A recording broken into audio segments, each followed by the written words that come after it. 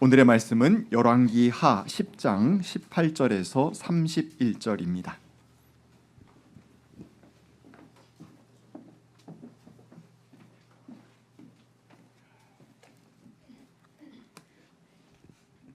예후는 백성을 다 모아놓고 말하였다. 아합은 바알을 조금밖에 섬기지 않았지만 이 예후는 그보다 더 열심으로 섬기겠습니다. 그러니 이제 바알의 예언자들과 종들과 제사장들을 모두 나에게 불러다 주십시오. 바알에게 성대하게 제사를 드리려고 합니다. 그러므로 한 사람도 빠져서는 안 됩니다. 빠지는 사람은 어느 누구든지 살아남지 못할 것입니다. 예후는 바알의 종들을 진멸하려고 이러한 계책을 꾸민 것이다. 예후가 계속하여 말하였다. 바알을 섬길 거룩한 집회를 열도록 하시오. 그러자 집회가 공포되었다. 예후가 이스라엘 모든 곳에 사람을 보냈으므로 바알의 종들이 하나도 빠지지 않고 모두 왔다. 그들이 바알의 신전으로 들어가자 바알의 신전은 이 끝에서부터 저 끝까지 가득 찼다. 예후가 예복을 관리하는 사람에게 거기 모인 바알의 종들이 입을 예복을 모두 가져오라고 명령하였다. 그들에게 입힐 예복을 가져오니 예후와 레갑의 아들 여호나답은 바알의 신전으로 들어가서 바알의 종들에게 말하였다. 여기 여러분 가운데 주 하나님을 섬기는 종들이 있지는 않은지 살펴보십시오. 여기에는 다만 바알의 종들만 있어야 합니다. 이렇게 하여 그들이 제사와 번제를 드리려고 신전 안으로 들어갔을 때 예후는 밖에서 80명의 군인을 포진시켜 놓고 말하였다. 내가 너희 손에 넘겨준 사람을 하나라도 놓치는 사람은 그가 대신 목숨을 잃을 것이다. 번제를 드리는 일이 끝나자 예후는 호위병들과 시종 무관들에게 말하였다. 들어가서 그들을 쳐라. 하나도 살아나가지 못하게 하여라. 그러자 호위병들과 시종 무관들은 그들을 칼로 쳐서 바깥으로 내던졌다. 그리고는 바알 신전의 지성소에까지 들어가서 바알 신전의 우상들을 끌어내어 불태웠다. 바알의 우상들을 깨뜨렸을 뿐만 아니라 바알의 신전을 헐어서 변소로 만들기까지 하였는데 이것이 오늘날까지 그대로 있다. 이렇게 하여 예후는 바알 종교를 이스라엘로부터 쓸어내었다. 그러나 예후는 베델과 단에 세운 금송아지를 섬겨 이스라엘로 하여금 죄를 짓게 한 느밧의 아들 여로보암의 죄로부터 완전히 돌아서지는 못하였다. 주님께서 예후에게 말씀하셨다. 너는 내가 보기에 일을 바르게 잘하여 내 마음에 들도록 아합의 가문을 잘 처리하였으니 내 4대 자손까지는 이스라엘의 왕위를 지키게 될 것이다. 그러나 예후는 주 이스라엘의 하나님의 율법을 지키는 일에 마음을 다 기울이지는 못하였고 이스라엘로 죄를 짓게 한 여로보암의 죄로부터 돌아서지는 못하였다. 이는 하나님의 말씀입니다. 찬양 감사합니다. 바른 세상 살 동안 주님께서 우리를 친히 인도하시리라 믿습니다. 주님의 평안과 은총이 여러분과 함께 하시기를 간절히 기원합니다. 오늘은 북왕국 이스라엘의 10번째 왕인 예후에 대한 이야기를 함께 나누어 보려고 합니다. 그는 28년간 이스라엘을 다스렸거든요. 사실 짧지 않은 시간이었죠. 근데 그 기나긴 세월에 대한 이야기가 성경에는 거의 남아있지 않습니다. 다만 처음 왕위에 오를 때의 이야기만 2장에 걸쳐서 아주 자세하게 기록되어 있습니다. 그만큼 그가 왕에 오르는 그 등장 과정이 매우 강렬했기 때문이고 거기에서 얻을 교훈이 크기 때문이 아닐까라고 생각합니다. 아합을 비롯한 오므리 왕조, 우리가 지난주 계속 보았던 이야기인데요. 그들은 여호와 하나님의 길에서 멀리 벗어난 삶을 살았습니다. 하나님의 말씀을 귀담아 듣지 않았고 여러 예언자들을 죽였습니다. 이제 그들은 종말의 때가 이르게 되었습니다. 엘리사는 자신이 데리고 있었던 예언자 수련생 중 한 사람을 불러서 길르앗 라못의 전쟁터에 나아가 있는 예후 장군에게 기름을 부으라고 명령을 내립니다. 주님께서 너를 이스라엘 왕으로 세웠다라고 하며 기름을 부으라는 것이었습니다. 덧붙여서 예후가 왕으로서 감당해야 할 첫 번째 임무를 맡기는데요. 그것은 바로 아합의 가문을 칠하는 것이었습니다. 예언자들과 주님의 종들의 피를 이세벨에게 갚으라고 명령합니다. 이렇게 예언자 수련생은 엘리사의 명령을 듣고 예후를 찾아가서 예후에게 기름을 붓고 그를 왕으로 세운 다음 길을 떠나갑니다. 예후가 그곳에 있을 때 함께 있었던 군대 장관들과 왕의 신하들은 엘리사의 제자가 왔다라는 그 이유 하나만으로 도대체 왜 왔을까 매우 궁금해합니다.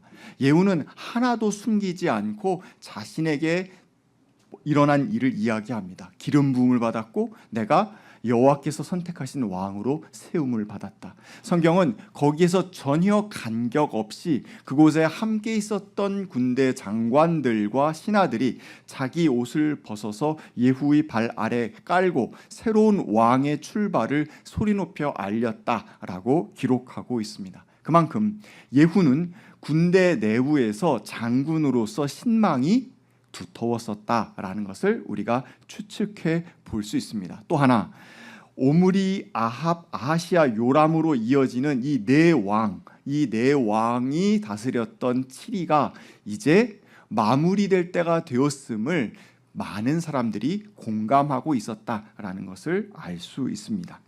예후는 이제 기름 부음 받은 자로서 현재 왕인 요람 왕, 그 왕을 칠 모의를 시작합니다. 아주 치밀한 사람이었어요. 그래서 그는 하나하나 단속하며 그 일을 진행해 나아갑니다. 당시 요람 왕은 전쟁 중에 있었기 때문에 이스라엘 전군을 이끌고 시리아 왕과 맞서서 길랏 라못에서 전투 중이었어요. 그런데 상처를 입어서 그 상처를 치료하기 위해 후방 지역인 이스르엘에 물러나 있는 그런 처지였습니다. 예후는 자신과 함께 있던 군대 장관들을 잘 단속한 뒤에 자신이 병거를 타고 직접 요람 왕에게 찾아갑니다. 이스라엘로 간 것이죠. 그 이스라엘에는 요람 왕뿐만이 아니라 북왕국 이스라엘의 왕인 요람 왕뿐만이 아니라 남왕국 유다의 왕 아하시아도 함께 있었습니다. 같이 동맹을 맺어서 전쟁을 하고 있었기 때문이에요. 두 왕이 예후를 만납니다. 요람 왕이 묻습니다. 평화의 소식이요? 라고. 그러자 예후가 이렇게 답변합니다. 당신의 어머니 이세벨이 저지른 음행과 마술의 행위가 극에 달했는데 무슨 평화가 있겠소? 하나님의 음성을 그대로 전달한 것입니다. 우상 숭배가 극에 달하고 있고 그리고 그것을 통해서 나라가 망해가고 있는데 무슨 평화가 가능하겠소? 라는 답변이었던 것이죠. 요람 왕도 눈치가 빠른지라 바로 반란이 일어났구나 라고 생각하고 도망치기 시작합니다. 그런데 예후가 활을 매우 잘 쏘는 사람이었던 것 같아요. 활을 쏘았고 요람 왕의 가슴을 꿰뚫어서 요람 왕은 그곳에서 죽습니다. 그런데 공교롭게도 이 사건이 벌어진 장소가 어디였는가? 바로 아합 왕과 이세벨 왕비가 나봇의 포도원을 빼앗으려고 음모를 벌였던 바로 그 장소였어요. 나봇에게 모함을 씌우고 그를 죽이고 그의 포도원을 빼앗았던 사건이 있었는데 그 사건이 바로 벌어졌던 바로 그곳에 요람 왕은 죽음을 당하고 그곳에 던져지게 됩니다. 나봇과 그의 아들들의 억울한 피해 소리가 잠겨있는 그 땅에 신원이 이루어졌다라고 볼 수 있습니다. 어쨌든 이제 왕을 죽였으니 역성혁명은 성공 가도에 들어섰다라고 볼 수 있습니다. 앞서 말씀드린 것처럼 군대 내부는 이미 잘 단속되고 있는 상황이었기 때문이었습니다. 이제 정치인들만 포섭하면 됐었는데 예후는 여기서 멈추지 않았습니다. 신하가 왕을 죽이는 반역이 일어나는 것을 남왕국 유다 왕 아하시아도 목전에서 보고 나서 도망을 가는데 예후는 그도 쫓아갑니다. 왜냐하면 그 또한 바로 이세벨의 손자가 되는 존재이기 때문입니다. 쫓아가서 죽이라고 명령을 내렸고 그리고 예후의 부하들은 아하시아 왕을 찔렀고 결국 그도 또한 죽게 됩니다. 두 번째 살인이 일어났죠. 그 다음은 바로 이제 악의 본령이라고 이야기할 수 있는 이세벨 차례였습니다. 예후는 이세벨 왕후가 있는 곳으로 갑니다. 그리고 다른 이야기 하지 않아요. 내 편이 될 사람이 누구요? 라고 소리를 지릅니다. 그때 내관 두셋이 내다보았고 예후는 이세벨을 아래로 던지시오라고 이야기하였고 그 내관들은 이세벨을 밖으로 던져서 죽입니다. 주검은 개들이 물어 뜯었고 해골과 손발밖에 남지 않았다라고 그렇게 기록하고 있습니다. 세 번째 살인입니다. 이쯤 되면 사실 주요 인물은 다 죽었습니다. 북왕국의 왕 죽었고요. 남왕국의 왕 죽었고요. 이 모든 일에 앞장섰었던 이세벨 왕후도 죽었습니다. 이제 잔인한 살해는 이쯤에서 멈추어도 될 만한 상황이었습니다만 그는 멈추지 않습니다. 왜냐하면 아합의 아들 70명이 사마리아에 살고 있었기 때문입니다. 사마리아라고 하는 성읍은 당시 수도였었는데 그 사마리아는 바로 오므리 왕조가 새로 세운 수도였어요. 즉 오므리 왕조의 본거지라고 이야기할 수 있습니다. 사마리아에 있는 관리들에게 편지를 써서 보냅니다. 이렇게 이야기합니다. 자, 너희에게 아합의 아들 70명이 있지 않냐? 그 중에 가장 훌륭한 사람을 왕좌에 앉히고 나와 맞서 싸워보자라고 이야기합니다. 편지를 받은 지도자들은 두려웠습니다. 이스라엘 왕도 죽였고 유다 왕도 죽인 저 사람 그 예후에 자신들도 죽고 싶지 않았기 때문입니다. 그들은 답장을 합니다. 예후 당신이 좋을 대로 하십시오. 예후가 두 번째 편지를 보냅니다. 내 편이 되고 싶다면 아합의 아들들의 목을 모두 베어서 내일 이맘때까지 가져오라고 이야기합니다. 성읍 지도자들은 그대로 합니다. 70인의 머리를 광주리에 담아서 보냈다라고 성경은 기록하고 있고 예후는 그것을 두 무더기로 나누어서 성읍 어귀에 두었습니다. 예후는 여기서 멈추지 않았습니다. 이스라엘, 아까 피해 있었던 후방 지역이라고 말씀드렸던 그 이스라엘에 아직 남아있는 아합 가문의 사람들을 모조리 다 죽입니다. 그리고 사마리아로 또 새로운 학살을 위해서 출발하는데 그 길 도중에 남왕국 유다 아시아 왕, 그가 이미 두 번째로 죽인 왕이죠. 그 왕의 친족 42명을 만나고 그들이 이세벨 왕후와 그리고 왕자들에게 문안드리러 가는 중이라는 이야기를 들은 뒤 그들을 생포한 다음 구덩이를 파서 거기다가 넣고 모두 죽여버립니다. 예후는 사마리아로 가서 사마리아에 남아있는 아합의 지지자들을 모조리 죽였습니다. 숨 쉴 틈 없이 학살이 계속되었고 수많은 피가 끝없이 세상을 적셨습니다.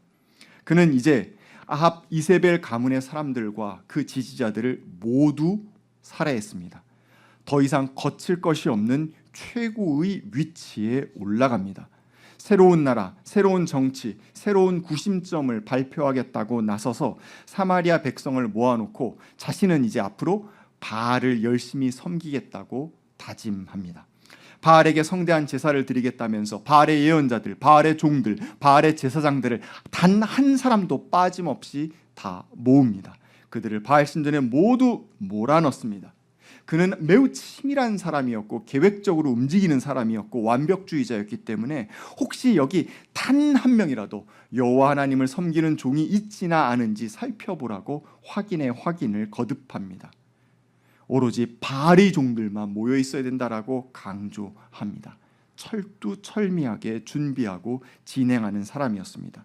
예후는 신전 밖에 80명의 군인을 모아놓은 상태였었고 그들에게 이 명령을 하더랍니다. 내가 너희 손에 넘겨준 사람을 하나라도 놓치는 사람은 그가 대신 목숨을 잃을 것이다.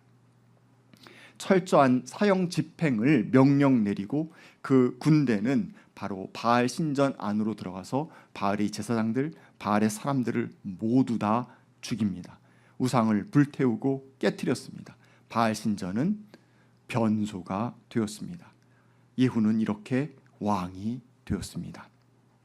끔찍한 학살의 장면이 성경에 2장에 걸쳐서 매우 길게 기록되어져 있습니다. 예후는 매우 치밀한 사람이었기 때문에 7차례에 걸쳐서 단계적으로 움직여가면서 도시를 움직여가면서 사람들을 죽여나갔습니다. 그리고 자신이 최고의 자리에 오릅니다. 좋게 이야기한다면 그는 결단력 있는 사람이고 신속하게 일을 처리하는 사람이고 대담한 사람이고 의지와 열정이 넘치는 사람이라고 표현할 수 있을 것입니다. 철두철미했고 집요했고 엄청난 실행력으로 피해 사륙을 이끌었던 완벽주의자 그 자체였습니다. 성경은 그가 얼마나 완벽주의자였는가 하는 것을 여러 차례 여러 다양한 구절을 통해서 보여주고 있습니다. 다 모아놓고 한 사람도 빠져선 안 됩니다. 어느 누구도 살아남지 못할 겁니다. 모두 가져오라고 명령합니다. 다만 바알의 종들만 있어야 합니다. 하나라도 놓치지 말아야 합니다. 단 하나의 틈도 허용하지 않는 완벽주의자라는 것을 성경은 보여주고 있습니다. 그는 그렇게 그 완벽주의적인 계획과 실행력을 통하여서 7차례에 걸친 학살을 진행한 것입니다. 오늘 우리는 이 2장에 걸친 이야기를 주마간산식으로 굉장히 짧게 봤지만 그 짧게 본 이야기 속에서도 이 학살이 얼마나 끔찍했는지 우리는 생생하게 상상해 볼 수 있습니다. 물론 고대 세계의 특징상 왕조가 바뀌게 될 때 이전 왕조의 학살은 매우 빈번하게 일어났던 일입니다. 완전하게 이전 왕조를 없애는 것이 후환을 막을 수 있는 가장 적절한 방도라고 그들은 생각했었으니까요. 그런데 그렇다면 이렇게 완벽하게 정적을 다 제거하고 왕이 되었다면 정말 훌륭한 왕으로서 기록되어야 할 터인데, 하지만 앞서 말씀드린 것처럼 28년의 긴 통치 기간 동안 그에게 기록으로 남겨져 있는 것은 이 학살 장면밖에 없다라는 것을 우리는 성경에서 발견하게 됩니다. 그는 어떤 특기할 만한 업적을 이룬 게 없습니다. 덕스러운 통치를 행한 것도 아니에요. 완벽하게 계획을 세워서 통치를 하고 28년 동안 그렇게 완벽하게 실천하면서 다스렸을 터인데 그에게 남아있는 칭찬은 아무것도 없다라는 것을 우리는 성경에서 발견하게 됩니다. 게다가 솔로몬 왕이 죽은 뒤에 여러분 잘 알고 계시는 것처럼 북왕국과 남왕국으로 나뉘어졌죠. 그런데 남왕국 예루살렘 성전이 남왕국에 있었기 때문에 북왕국 사람들은 남왕국으로 가야만 하는 상황이었어요. 제사를 드리러. 그런데 그것이 영 북왕국 왕들이 보기에는 맞듣지 않은 거예요. 그래서 북왕국에다가 신전을 2개를 세웁니다. 국가 신전인 것이죠. 그 2개, 단과 베델에 세운 그 2 신전에다가 금송아지를 놓고 예루살렘으로 가지 말고 여기서 제사를 드려라 라고선 이야기를 하거든요. 그것이 북왕국의 끊임없는 원죄가 되고 있는데, 그렇게 했던 그곳, 그 우상을 숭배했던 그곳은 그대로 남겨두었다라고 이야기하고 있습니다. 자, 바알 신전의 모든 것들을 다 없애버렸어요. 그의 모든 종들과 그의 모든 제사장들을 다 없앴어요. 하나님을 섬기기 위해서 바알의 모든 것을 다 처리했다라고 이야기해 봅시다. 그런데 왜 이것은 그대로 두었을까요? 왜냐하면 백성들이 그곳에서 제사를 드릴 때 편리했기 때문입니다. 백성의 지지가 그는 필요한 사람이었고 목마른 사람이었어요. 인기 있는 왕이 되고픈 욕망이 오히려 더 강렬했던 사람이었다는 것을 성경은 보여주고 있습니다. 그래서 정리하자면 어쩌면 그는 그에게 기회가 다가왔을 때 그 기회를 잡고 뒤흔든 야망이 충실한 그런 일꾼이었을 뿐이라는 것이에요.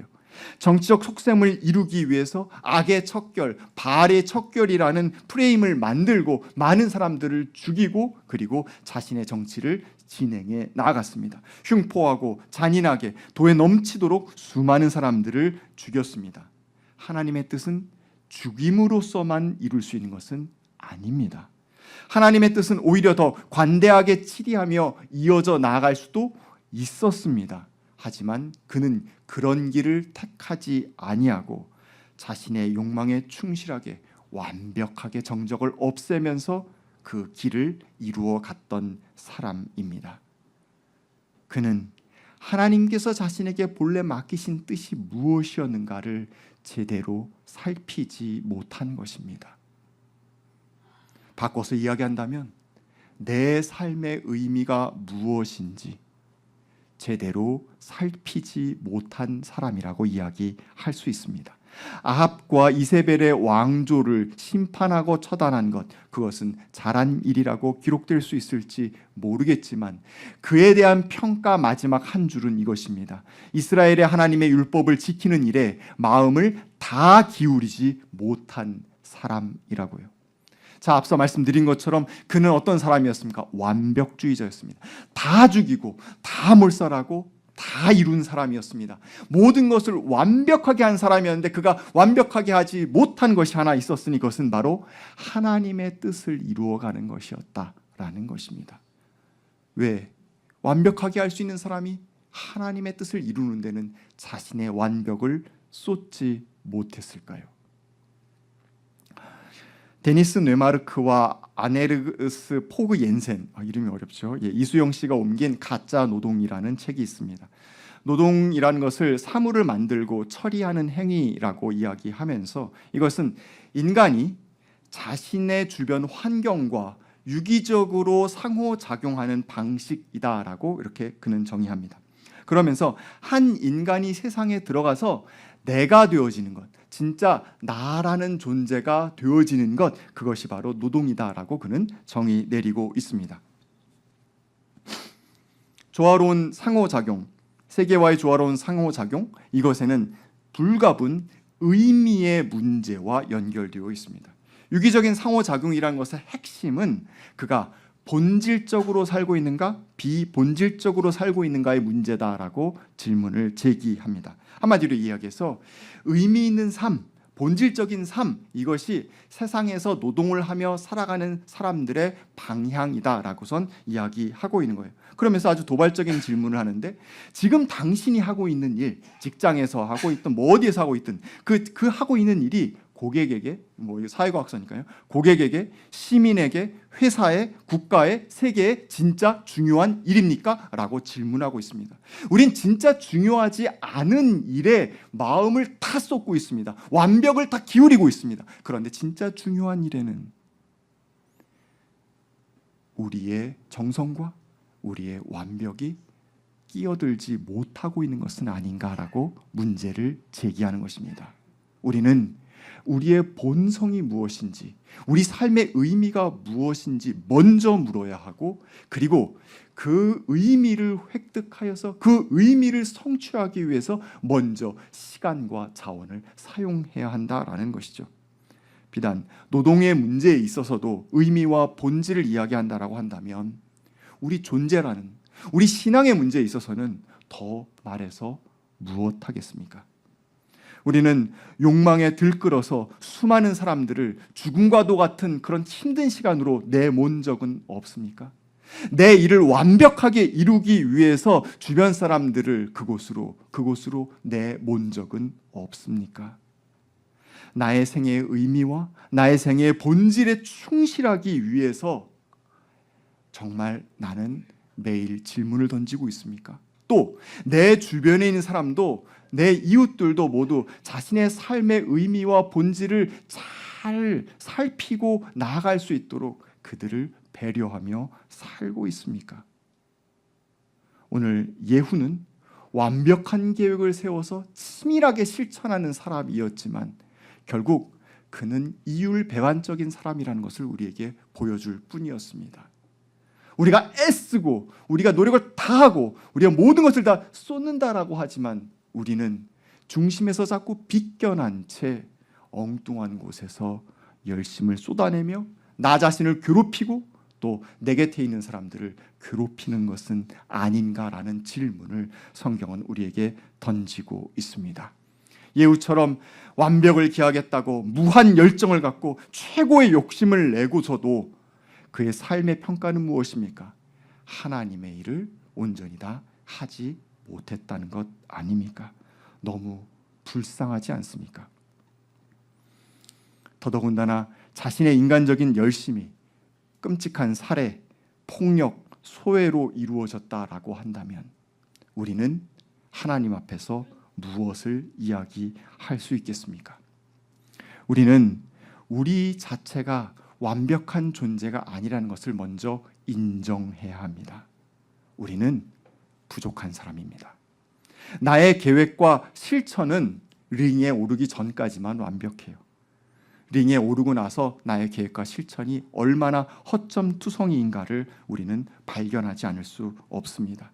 자신의 한계를 인정하고 겸손하게 서 있어야 합니다. 그리고 내가 더 완벽해지기 위해서, 내 일을 더 완벽하게 수행하기 위해서, 그것을 통해서 칭찬받기 위해서 시간과 열정을 쏟아가는 것이 아니라, 나라는 존재가 정말 하늘로부터 풍부하여 받은 본성이 무엇인지, 내가 나다울 수 있는 가장 아름다운 시간, 정말 다른 사람들은 다 부족하다고 할지라도 내가 하나님 앞에서 가장 온전할 수 있는 시간은 무엇인지 우리는 질문해 봐야 하고, 그것을 이루기 위해서 한 걸음 한 걸음 나아가야 합니다.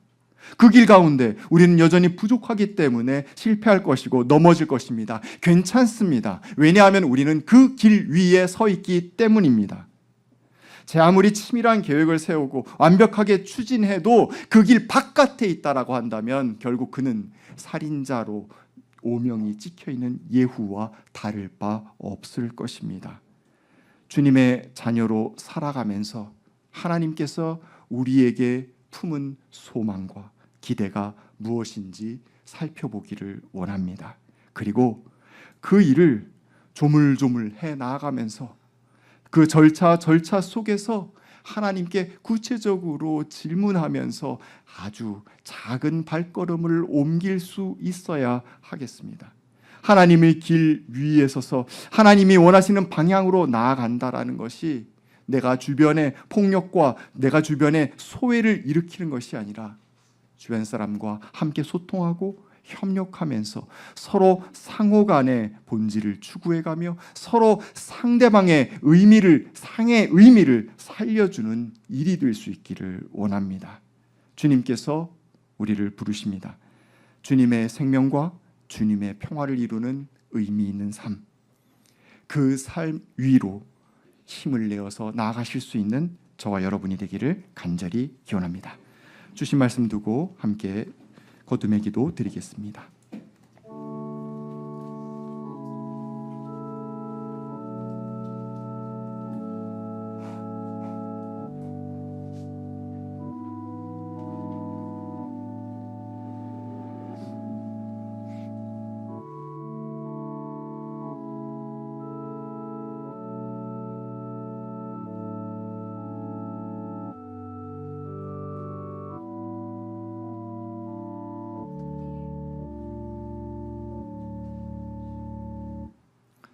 사랑의 하나님, 저희들 애쓰고 수고했습니다. 완벽을 기하려고 하였고 뛰어난 성취를 얻고자 내달렸습니다. 하지만 우리에게 남은 것은 지친 육신과 힘겨운 마음 뿐이었을 때가 많았음을 이 시간 고백합니다. 중심을 잃은 채 내 삶의 의미와 하나님께서 나에게 부어주신 그 깊은 소망을 잃은 채 내달리는 삶은 얼마나 피곤하고 지치는 삶인지요. 주님, 우리의 마지막 날 주님께서 저희를 잘하였다고 칭찬하시기를 원합니다. 진정 하나님께서 우리를 처음 빚으셨을 때 그 아름다운 뜻, 우리를 향하여 품으신 그 깊은 사랑이 아름답게 우리를 통해서 열매 맺어지기를 원합니다. 주님, 완벽해지려고 발버둥치기보다는 온전해지려고 애쓰는 아름다운 삶을 살아갈 수 있도록 인도하여 주시옵소서. 예수님의 이름으로 기도하였습니다. 아멘.